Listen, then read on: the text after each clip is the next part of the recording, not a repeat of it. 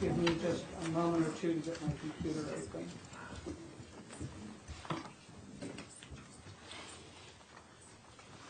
Oh, no, because you can't remain standing then.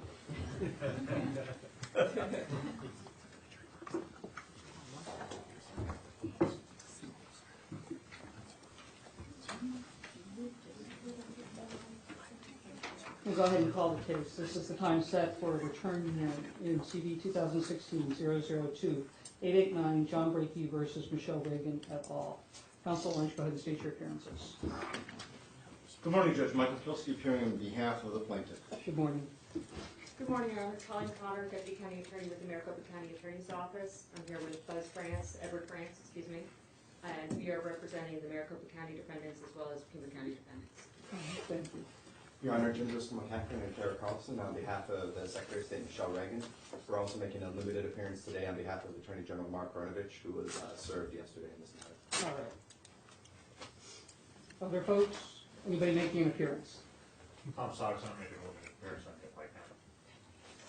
Chris Keller making a limited appearance on behalf of Brown County. All right.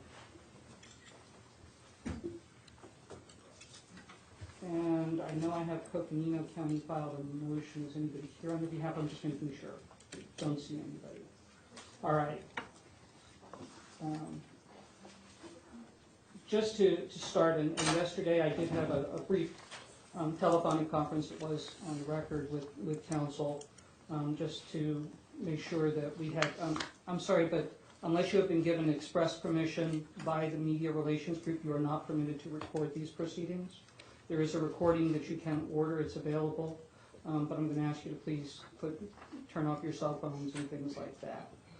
We do have, it is being recorded, audio and visual. It is available, and you folks are welcome. I think my bailiff gave the phone number at the end of the hearing. We'll give the number again so that you can get it. All right.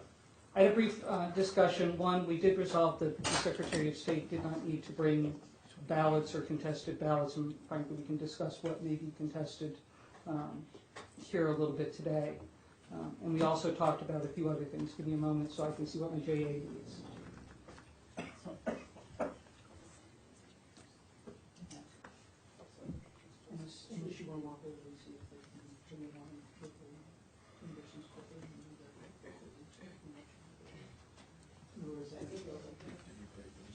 See if somebody else has some. Sure.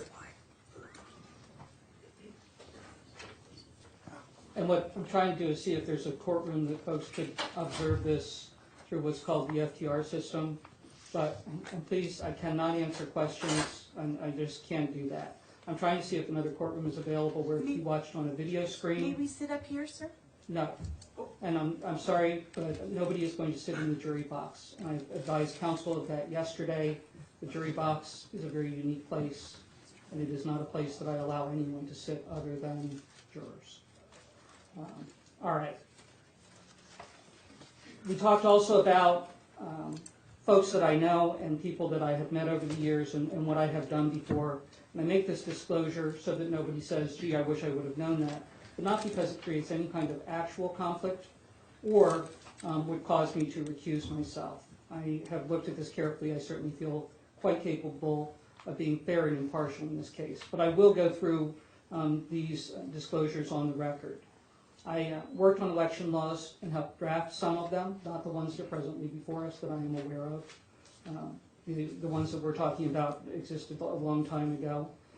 As I worked at the Arizona House of Representatives for the better part of a decade as counsel to the Democratic caucus there. I left the House of Representatives in 2007.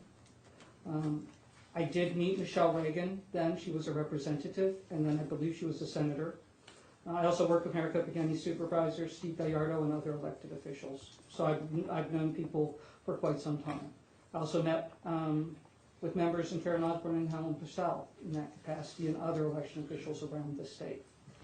I actually appeared and represented Secretary of State, then Secretary of State Jan Brewer, in petition challenges. In that regard, I was at the Attorney General's office. The Secretary of State is a nominal party in those, basically just appearing because it impacts the printing of ballots and things like that. So I did make appearances. The last time I did that was on 2008 primary election petition challenges. I have known the Secretary of Right, I know her. I don't know that she would be able to tell you my name. She probably would recognize my face, is probably where we're at. I will also say I know her elections director, who I know is here in the courtroom.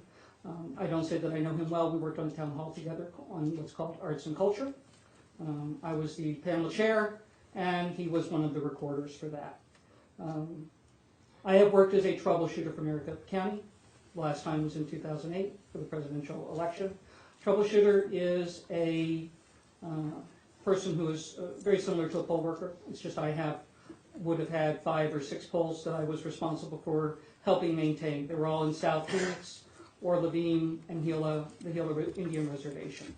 The last time I did that was the presidential election in 2008. It was just a temporary job that I would do a few days before the election through the election day. And yes, I did actually take poll workers home at the end of the day because they could not drive after dark. In 2008, I was a pledged delegate to the Democratic National Convention on behalf of Barack Obama. It was at the congressional level. My spouse and I have given money to campaigns in the past. I haven't given any this election cycle. My spouse has. From memory and from double checking the FEC website, my spouse did not contribute to any of the candidates on the presidential preference primary. So none of them, and from my review, at any time in the past either. I was this Friday to present on a CLE on a panel that involves the presiding civil judge Randy Warner, Karen Osborne, Helen Purcell, and the Assistant Attorney General in this case, James Driscoll McCackern. I had met with Judge Warner, Ms. Osborne, and Ms. Purcell to prepare for that. In that regard, we prepared the materials, and it is on petition challenges. That's all we're talking about, not what we're talking about here today. I have never, to my knowledge, met Mr. McCackern before, perhaps in passing, but not in any significant way, and we didn't work together. He prepared materials. I am not going to participate in that because of my role in this case, but it is unrelated. And again, the last time that I had contact with them was regarding the handouts, and it was before this matter was filed, with the exception of just passing them on the street and saying hello.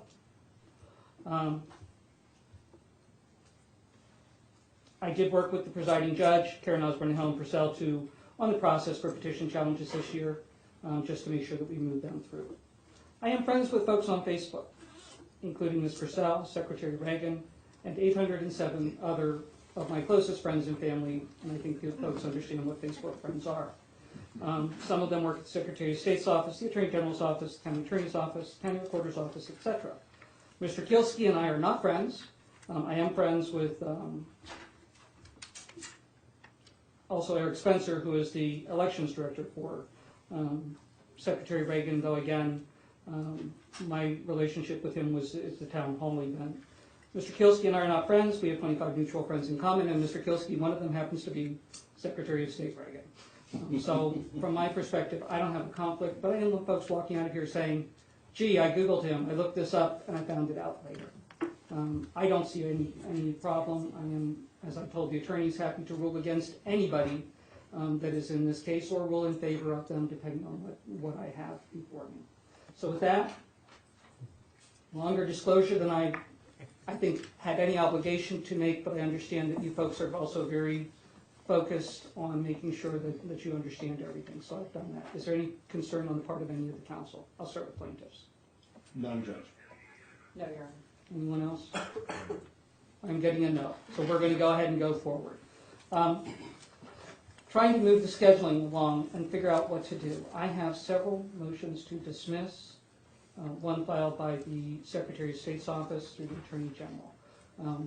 I have one filed by, I believe, Pima County, Maricopa County, Yavapai County, Coconino County, joined in Yavapai County, and I believe Pinal County has filed one, but I don't have a copy of it. Am I correct? Your Honor, you're correct. We filed a notice of limited appearance and joined her Maricopa County's motion to dismiss. I knew that there was something, but I don't have a copy of that. I don't know that any of the other counties have appeared. Did I miss anyone? Don't think so. And I know that 12B, Service, the Diaz case, raise an issue. And I asked you folks to talk about briefing schedules and how long you folks were going to take to put things together. I'm familiar with what the issues are. So did you folks have a chance to talk about how we're going to deal with those specific motions? I don't know who wants to go first. Judge, if I may just very briefly address a couple of the underlying fundamental issues that were raised in the multitude of pleadings that have been filed by the other parties, limited scope or otherwise. One of the issues that were raised was service. Judge, we spent a better part of last week asking for waiver of service from the Arizona Attorney General's office on behalf of the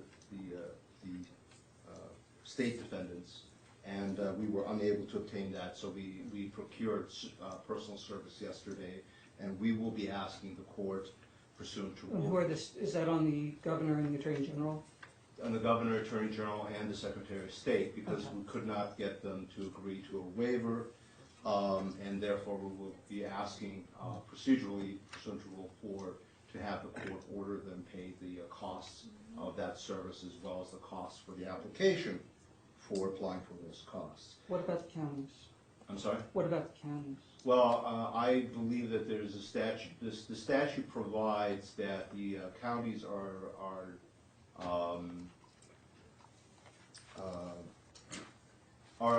necessary defendants because they have been delegated the authority by the Secretary of State. And to the extent that the Secretary of State has been served, because the Secretary of State is the authority and the counties are merely the delegates, I believe the counties therefore don't have to be each individually served. Judge, but if the court feels that... Do you have a statute that I can rely on for that? I know there's a statute that deals with the election challenges. Right, Judge, and so we'll, if we start by 6, I believe it's 6. Sorry, I got that. And we don't need to argue it right now. Did you talk to them about the briefing schedule on it? I'm trying to... We've talked about briefly about the briefing schedule. Again, the state defendants want the briefing schedule, want me to have a response very, very quickly. Judge, I'm asking for a little bit, a few more days. But again, I'm willing to do whatever we need to do to move this case along, because we need to get this. We need to get this pursuant to the time limits that are inherent in the statute. We need to get this set to an evidentiary hearing as soon as possible, if one is to be had. So, Judge, I'm willing to, as far as those issues are concerned, I'm willing to do whatever is required. I was asking and suggesting that we have an opportunity, because of so many different pleadings were submitted, that number one, we be allowed until Friday to respond to all those motions, and that we be allowed to respond in one pleading rather than having to create a separate pleading for everyone.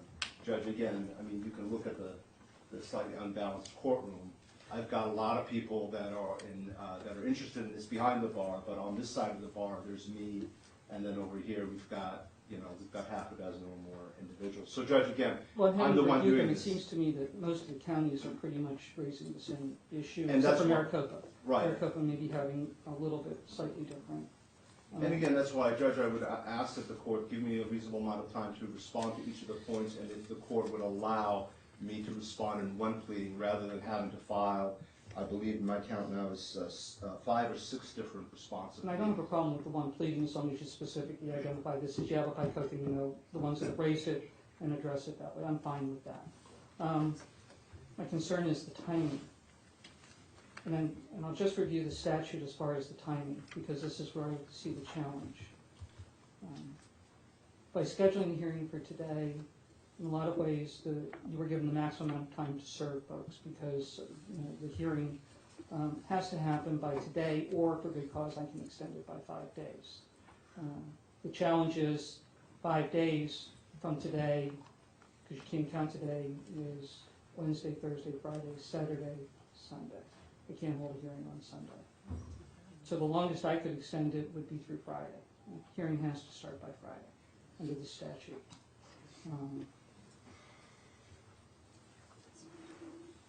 And what I'm hearing is the Secretary of State and the state defendants, I thought there was a notice of service of some sort filed before, maybe it was a different notice, but they weren't actually served until yesterday.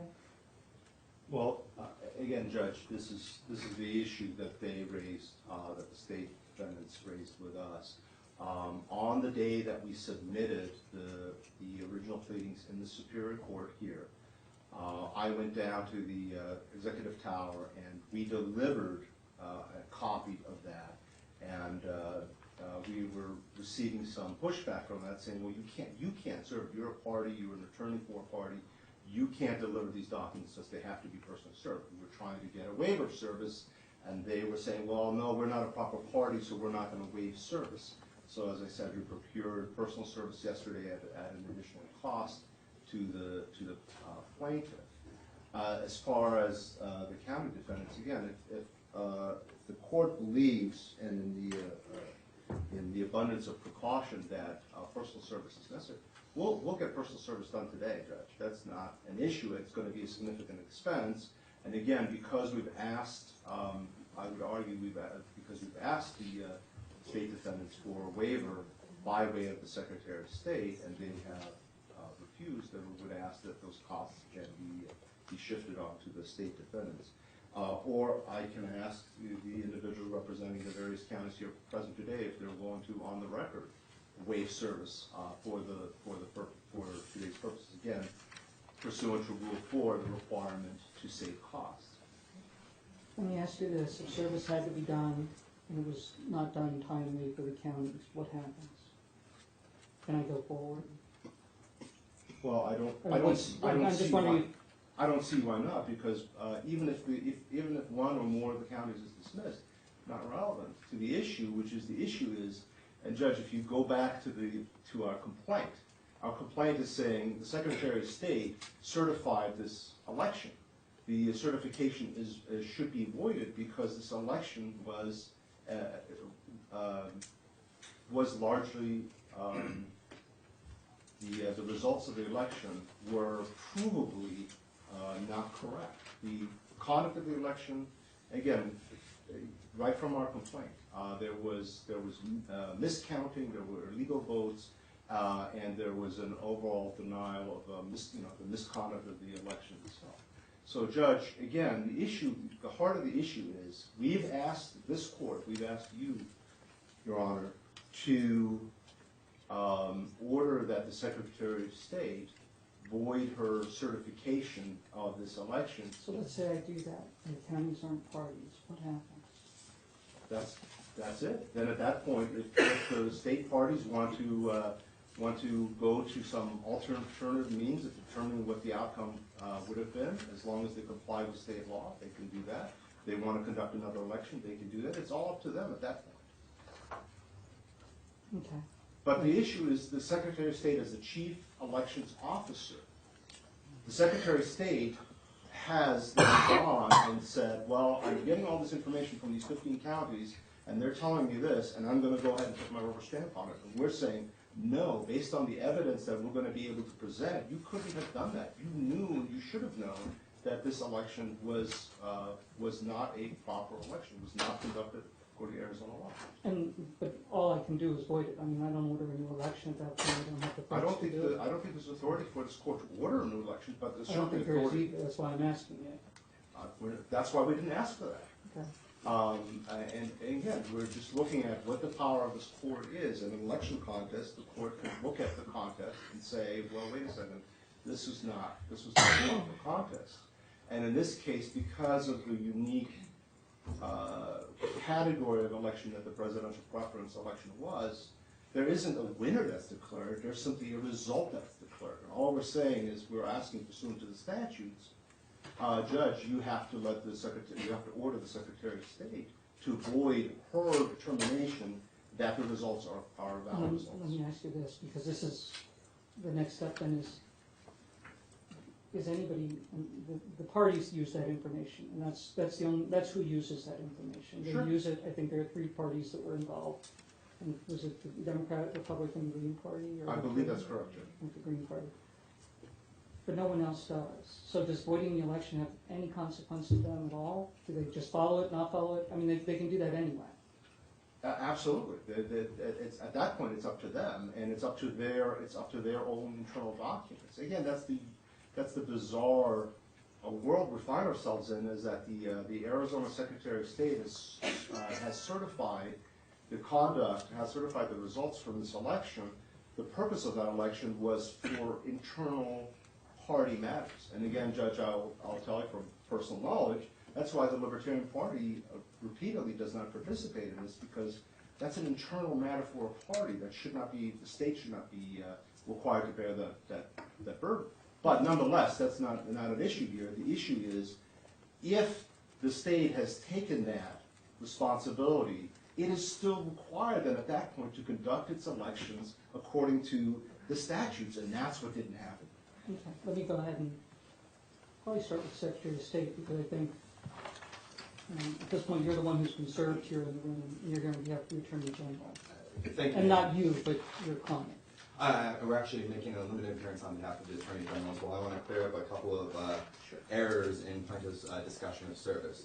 Okay. He is correct that the only manner in which he served the Secretary of State was by, first, the plaintiff, John Brakey, served several of the documents to the Secretary of State's office by himself. Then the plaintiff's attorney served the order to show cause later that same afternoon. The only discussions about a waiver of service involved whether or not the Attorney General's office, on behalf of the Attorney General's office, would waive service. Plaintiff is working under the theory that he thought it was appropriate to serve the Attorney General and the Governor under 16676A, which requires the Attorney General and the Governor to be served in the event of an election contest involving a proposition, referendum, constitutional amendment, or other question presented. We had discussions over the weekend and through the early part of this week. The Attorney General's office position is that we are not a party to this lawsuit, we have not been named in this lawsuit, and that it's not appropriate to name us because this is not a contest under 16676A, the other question presented provision. Ultimately, last week, we emailed plaintiff's attorney to inform him that because a waiver of service essentially would make us a party to this lawsuit, that the Attorney General could not even accept papers that would be purported to be a waiver of service. The next step that we heard was that yesterday morning after our conference call, the Attorney General's office received formal service as the Attorney General. To our knowledge, and I have the process server statement here, I'd be happy to show it to the court, it names the Attorney General as the party being served. The Attorney General, if I can just digress on that point momentarily, would like to file an oral motion to quash the summons and to file a motion to dismiss. We'd be happy to do a written one if that's easier for the court, but again, I have the summons here. The Attorney General is not a named party to this lawsuit, and the summons is not actually directed to the Attorney General. If you look at the language, and under Rule 4, the summons has to be directed, and it should be to a party. Neither of those conditions have been met here. We'd also argue that it's inappropriate to name the Attorney General for the reasons I gave before, which is this is not an election contest that is challenging the election in which proposition, referendum, constitutional amendment, or question has been declared carried. That is simply not the case that we have here. Okay. It's my understanding that the Secretary of State's office did receive formal service at some point yesterday. We're trying to confirm if that was actually in this election contest. I will take plaintiff's counsel at his word that he did formally serve that. We will verify that and let the court know. However, we have also been consistent in our communications to plaintiff's attorney that he did not serve the county defendants. We had a call last Tuesday in which we clearly communicated to him that there were issues with his service on the secretary, but the more profound issue was that his summons cited an authority of 16351D to allow him to serve the secretary, and through the secretary serve the county defendants. 16351D applies only to nomination petition challenges. This is an election contest under an entirely separate statutory provision, and that statute provides no authority. Give me the number again. I just want to pull it up so I'm looking at it. It's much like 16351D. Okay. I just have to get there. And you'll note in that section, it begins for purposes of nomination petition challenges. And again, this is not a nomination petition challenge. There's been no further communications with regards to serving the counties through the Secretary of State's office or any acknowledge frankly that the plaintiff was seeking for the secretary to waive service in her capacity since our conversations last week. The first information we received about that was when the Attorney General's office received formal service yesterday, and it seems that perhaps the Secretary's office received formal service as well. Okay. Let's just, for devil's advocate purposes, assume that Secretary in fact was given those documents by a person, served personally, but it was not by a process server, but got on that Friday. If the Secretary of State is the only person that's been timely served, what happens?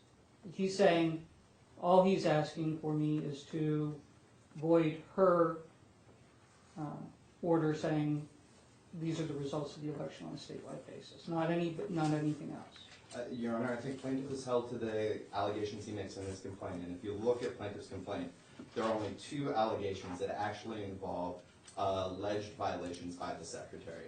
There's a general paragraph, I believe it's paragraph 24, that says as a result of the allegations also in the complaint that the certification should be voided. But there are only 2 places where, and the plaintiff is quite specific about who he alleges violated provisions, and throughout the complaint he refers to county defendants, or several of them. There's only in paragraph 17 and paragraph 19 that he actually alleges anything that the Secretary may have done incorrectly. And those are 2 very limited allegations. The first involves purportedly there was unauthorized access to the election results, and purportedly there was unauthorized access to the statewide voter registration database. The other allegations are not addressed to the Secretary. So if the plaintiff wants to prove out his case, his obligation is to prove out his case against the county defendants. They are necessary parties because he's challenging their conduct in the presidential preference election.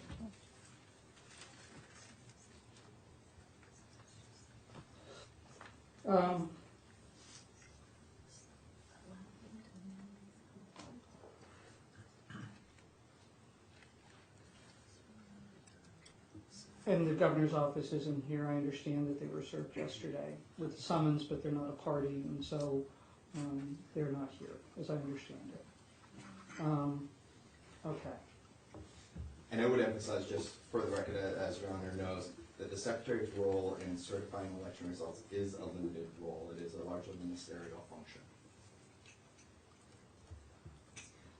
Do the counties have anything that they want to add right now? I'm truly trying to figure out, okay, where do we go from here, and how do we do this? Your Honor, on behalf of Maricopa and Pima counties, we request the court set the response deadline of tomorrow at 5 o'clock. And in the election contest statute timeline, things are supposed to happen expeditiously. Mr. Kielski's been on notice about the motions to dismiss since last Friday. By and large, all of the motions make pretty much the same arguments with a few variations here and there. Also, in the context of what's going on, there is another statewide election with early voting starting tomorrow. And in the interest of the counties conducting the next election, having this election contest handled expeditiously is in their best interest. Thank you. What about the deadlines that I'm facing? Because the statute says 10 days, continue for 5 days. Well, historically, seems to have been recognized as 5 calendar days, and that puts it at Sunday. So, did you have anything on that? Yes, Your Honor. The counties, Maricopa and Pima counties, recognize that the hearing should take place within 10 days, and understandably, the court did not have time on the calendar before today, and I think that portion is directory to the court. However, the parties still have to adhere to the strict time deadlines, and Mr. Kielski should strictly adhere to the time for service within that 10-day period, and allow the counties at least 5 days to answer before even seeking to set a hearing date.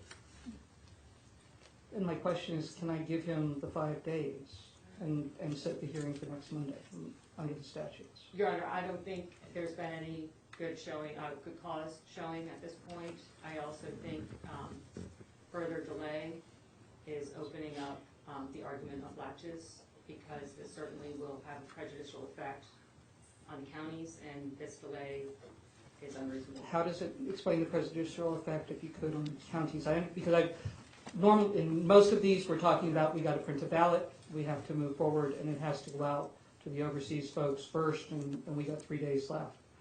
That's not the case here. So what's the prejudicial effect on the county? You're exactly right. Public policy in the Donahue case favors stability and finality of elections, and also to instill confidence in the voters in elections. Because we have the next election starting, early voting starting tomorrow.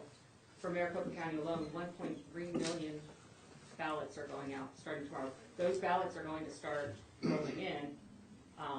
Right now, the elections department is in limbo, unsure whether the voting machines can be used. Logic and accuracy testing is going to start today. There are the e-poll books. There are questions even asked about, can the e-poll books be programmed for the next election? So having this election hang over at this time is really causing an impact on the next election. Okay. Let me just ask, is it the same issue for the other counties, or would they express something different? You're here for a limited appearance, I understand that, but anything, I'm not seeing anything different. Your Honor, Pinell County, we have nothing else that can add to this also, except for the fact that if you look at the pleadings, we're named only in the caption. There are no factual allegations of any kind that are brought out that we can even respond to. For Yavapai County, it's the same as. Same issue, rules. named only in the caption.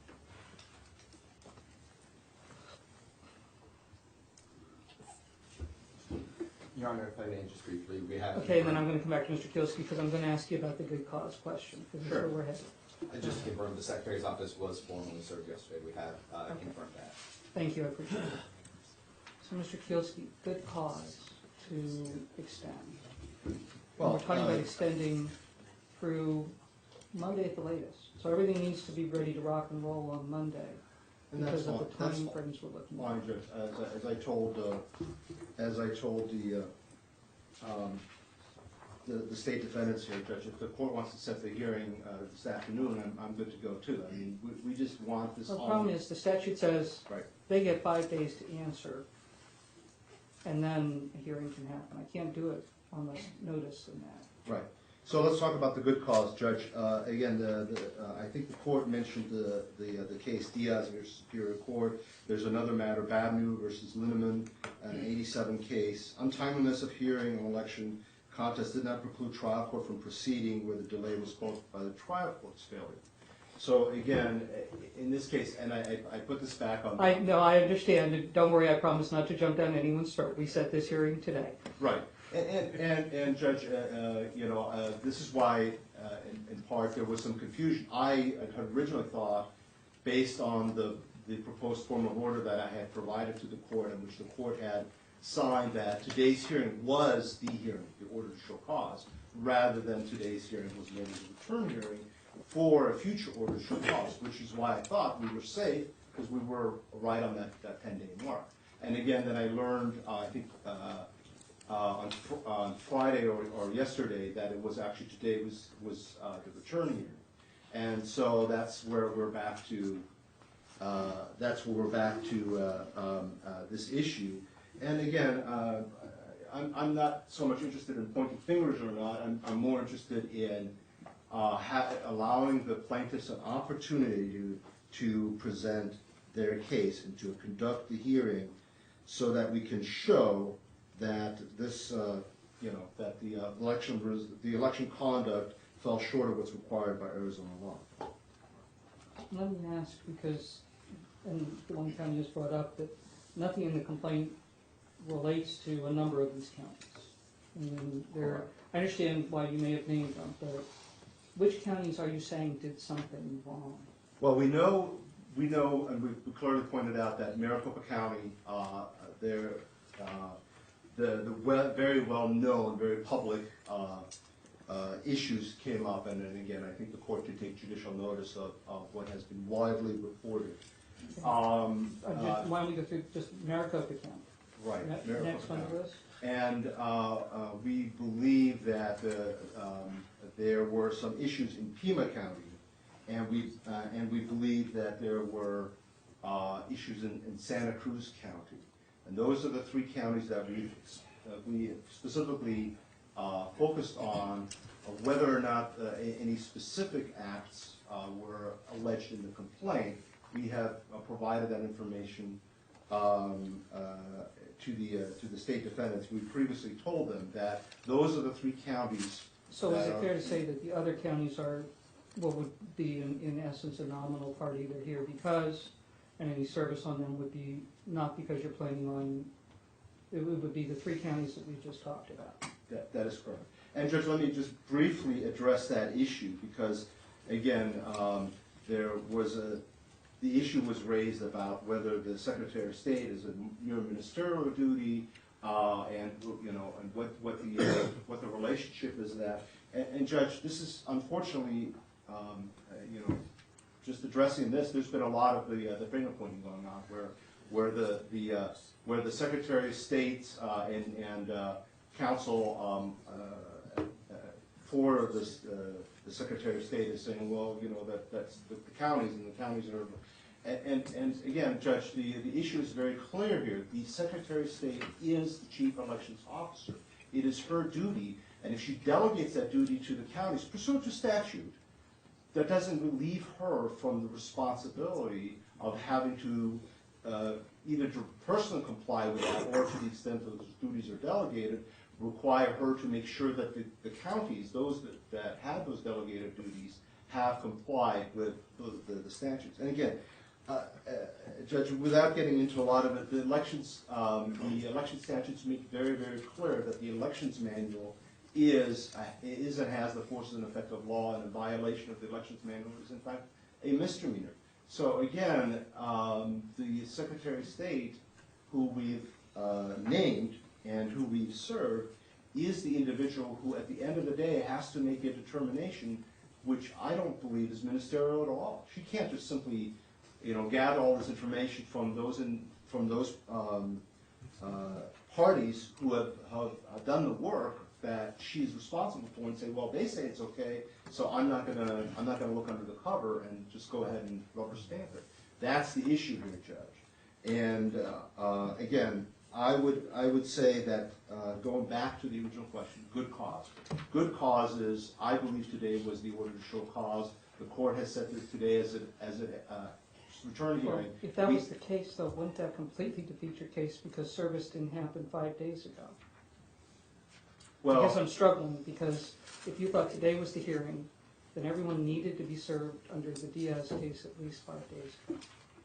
as I said, the Secretary of State received service, personal service by a party or counsel for the party on the same day this matter was filed. As a matter of fact, Judge, and again, this may not go to the issue of service, but this certainly goes to the issue of notice.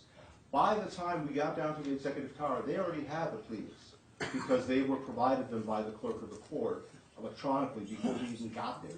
So in the time it took us to drive from here to there, they already had it. So again, the issue... It's still not service. I That's don't know how correct. it happened, but it's not service. Right, that's fine.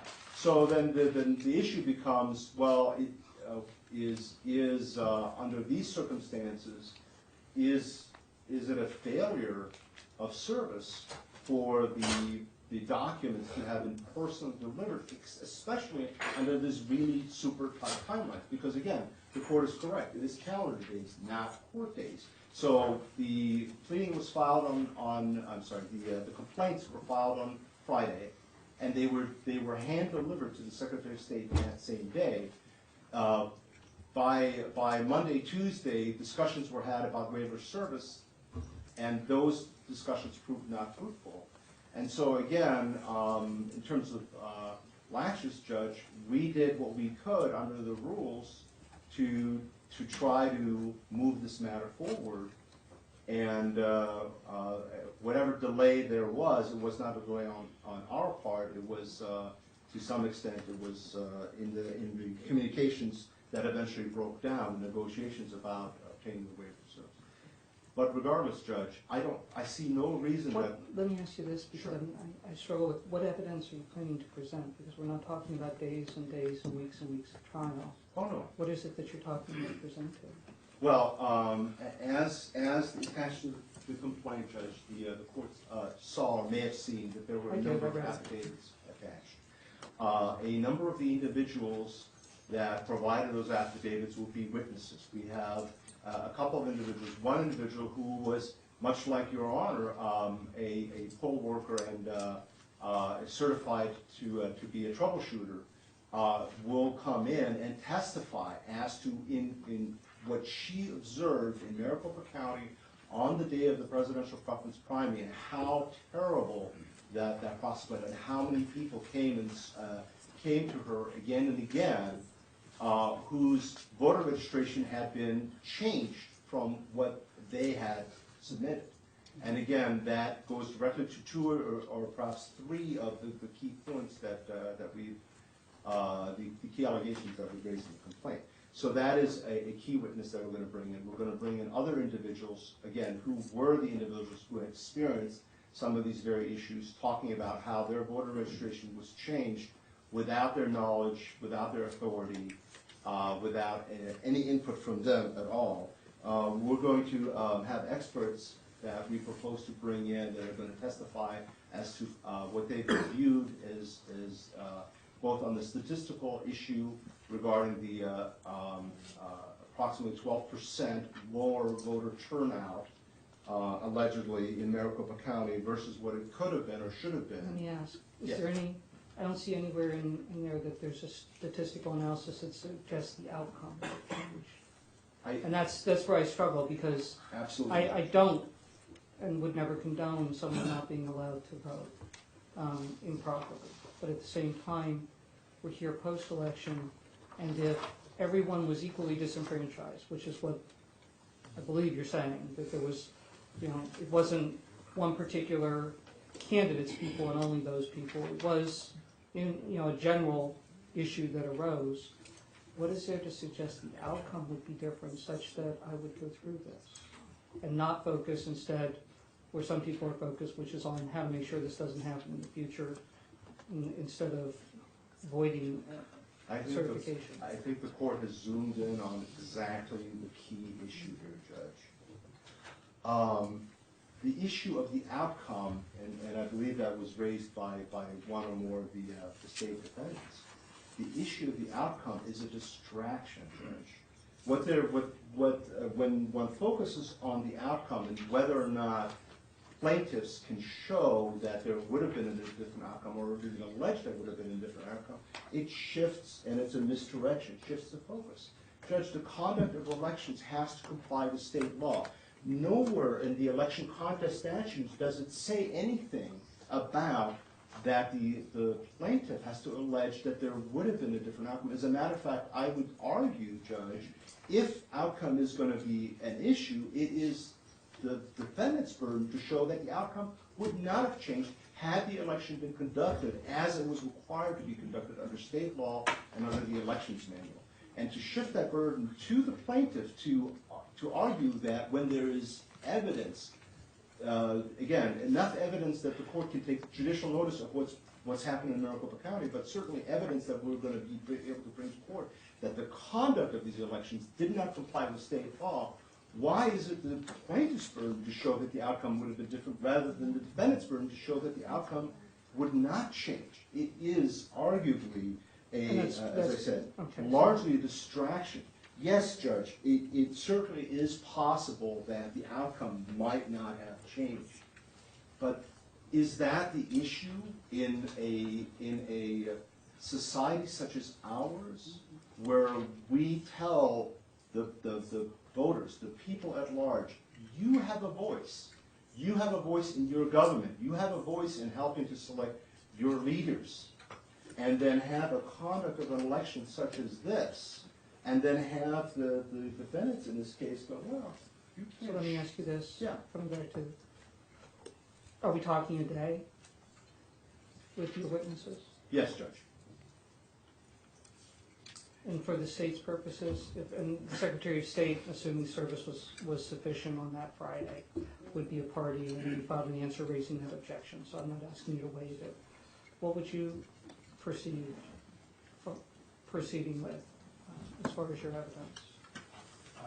Besides cross-examination? Certainly cross-examination, Your Honor, depending, and again, we don't yet have a list of who he intends to call or what exhibits he plans to use, and that may change what we need to call in our case, but I wouldn't anticipate calling more than 1 to 2 witnesses.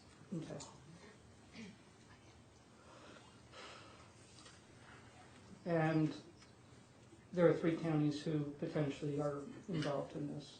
Ms. Conner, do you have any idea what you'd be looking at if you were involved in this?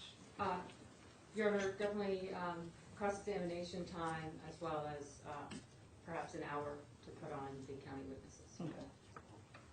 Pima County, somebody's here on behalf of Pima. You are. Oh, yes, So it'd be the same? yes. Okay. Santa Cruz is not present, has even made an appearance, hasn't been served from what I can tell. No, Judge, we have not served them personally.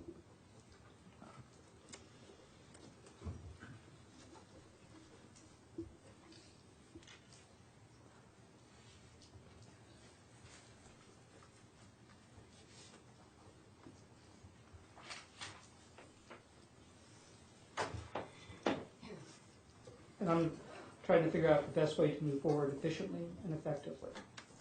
Counsel, I need you to file your response to the motions by the end of the day tomorrow. You just have to get it done. That's fine, Judge. Okay. The reply due by Friday. Does noon work? Yes. And, I know that this is other things going on, but Friday work for folks? Possibly there can be a consolidated reply, and I'm fine with that if you folks want to do that. Thank I'm you. allowing a consolidated response or a consolidated reply. The oral motion from the Secretary of State or from the Attorney General would deny. If you want to file something, you can.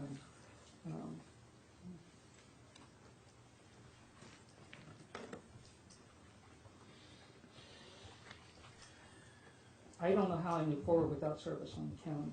So if you're going to try and move forward with this, you're going to have to serve them. You have to serve them today, from what I can tell, if I'm going to start something on Monday. We'll get it served today, Judge.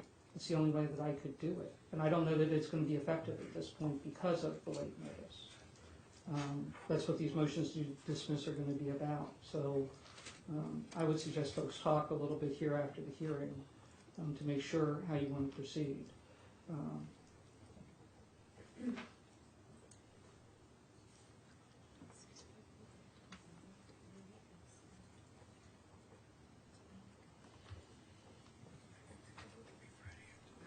I'm just looking at the rest of the scheduling.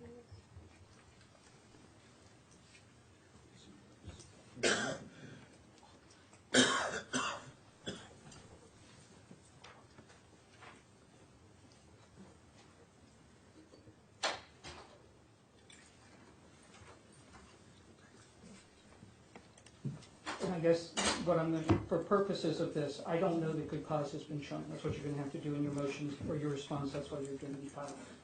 But to make sure that we move forward effectively, we're going to set, and I believe I can do this under the statute. I'd like to hear from counsel now if you think I can. Set it to start on Monday. I can count. I know that today is one day.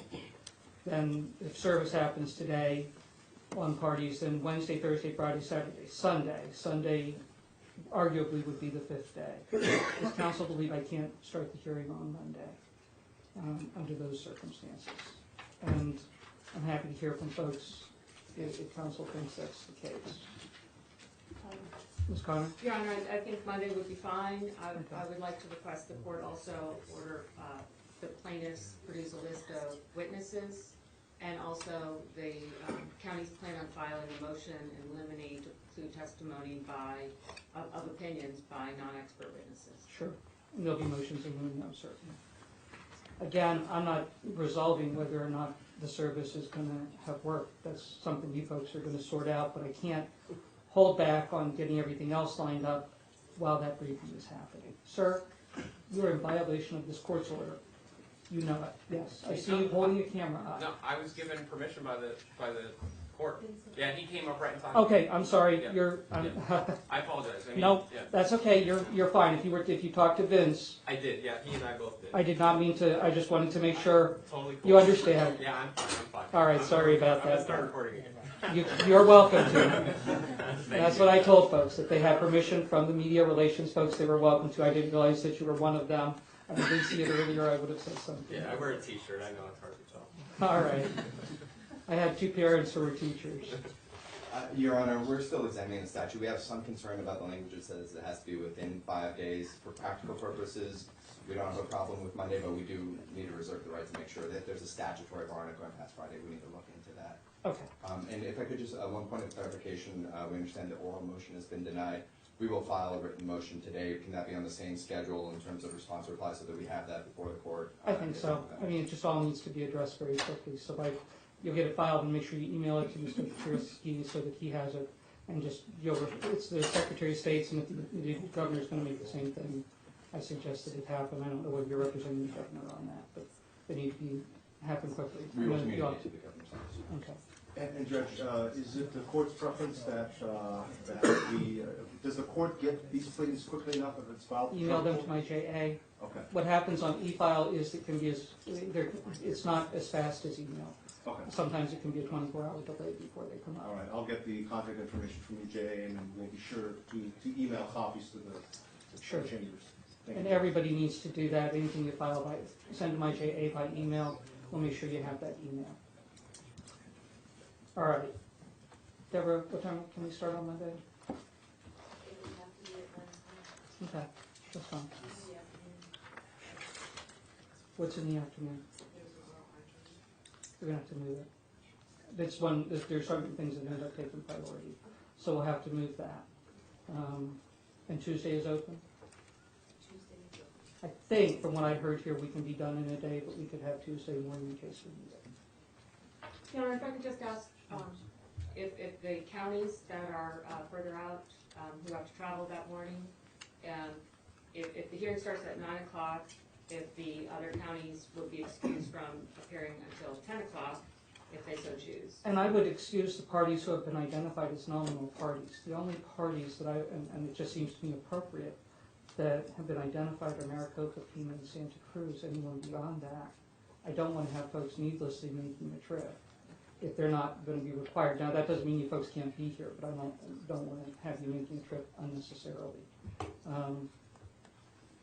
And you folks can decide whether one person can make the oral argument with regard to the motion to dismiss, or whether you folks want to each speak. And I'm happy to work on the telephonic on that because I do understand that, but I also understand some folks may want to come down.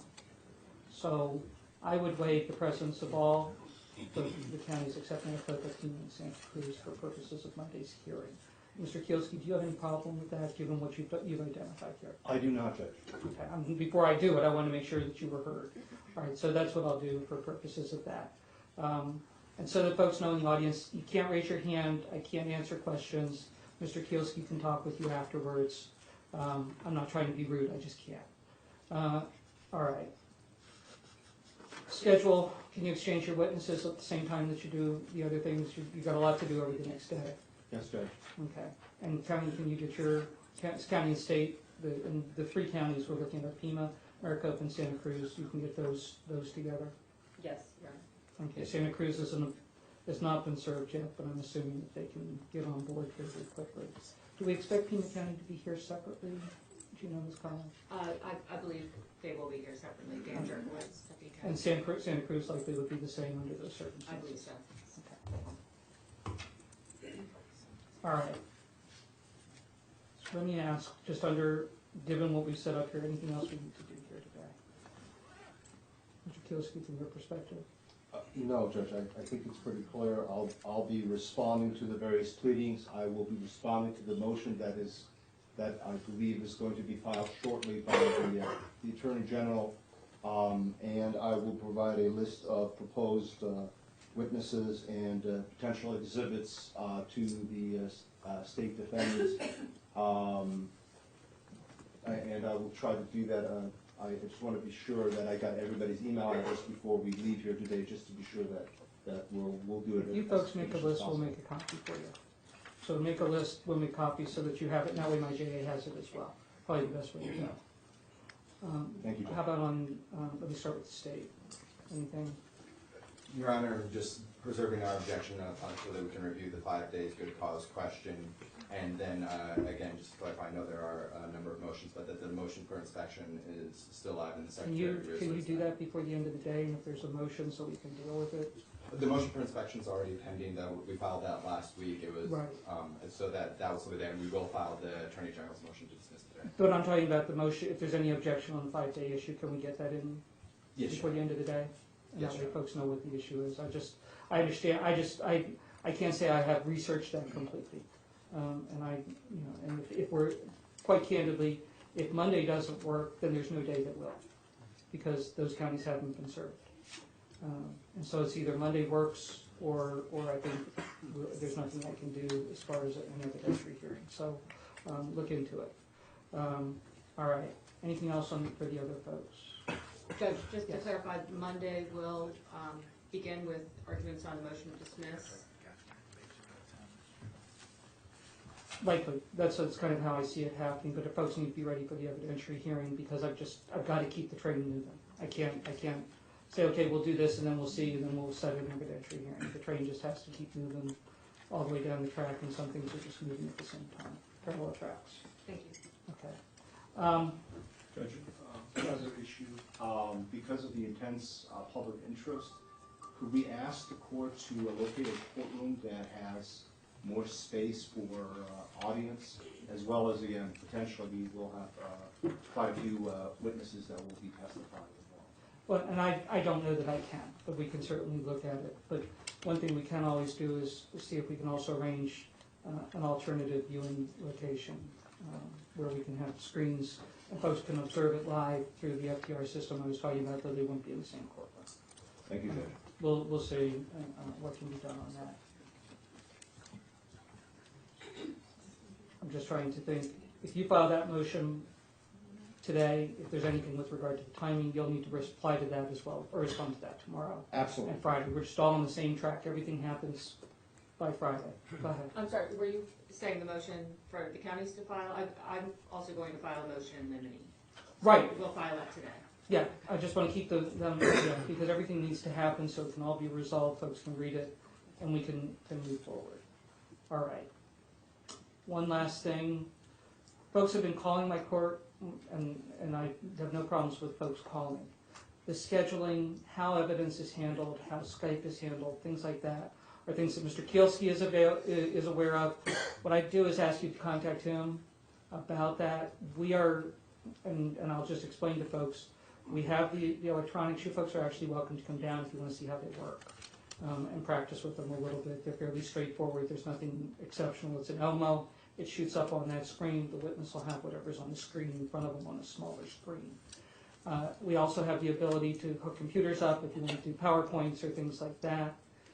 Skype is available, but you need to work with our computer staff to set that up. And if you're going to be using Skype in any way, you need to contact us right away and let us get you in touch with the computer people, because they need to set it up to run through our system if you're going to try and have Skype run through our system. There are security measures that need to be put in place. So if you're going to try and use Skype, you need to make that decision probably by tomorrow at the latest. I would say the end of today, so that you can come, and you're going to have to come down here and work with our computer people to have it set up, because they actually have to set up a very secure system, because it's running through our system at that point, our internet system. So it just can't be done randomly. So if there's any Skype, but again, folks, I understand that you're all interested, but the attorneys are responsible for handling who's going to testify, when, how to handle those things, how to handle the exhibits. That's the process we go through. So Mr. Kielski is your point of contact on that. If anyone's here on the state side, the attorney that's representing you or your agency is your point of contact for that. I think that takes care of what we need to do today. We'll get these briefings done. We'll look at the oral argument at 9 o'clock, and then start the evidentiary hearing, to the extent there is one, by 9:30 at the latest. All of this is contingent on all of the counties being served before close of business today. I don't know how it can't happen any other way, because Monday is the first day a hearing could happen, and that assumes they're served today. All right. And let me just, I think I got this, and Ms. Connor, or Secretary of State, your position is that if all counties aren't served, then the case can't be served. Is that accurate? That's accurate. Okay. Is that accurate? Yes, sir. And so that is their position, and understand that that's part of why I'm saying what I'm saying. I'm not resolving that issue, but if their position prevails and all the counties aren't certified today, the hearing can't happen on Monday. All right, I'm gonna go ahead and step off the bench. Thank you, folks, and we'll see you on Monday.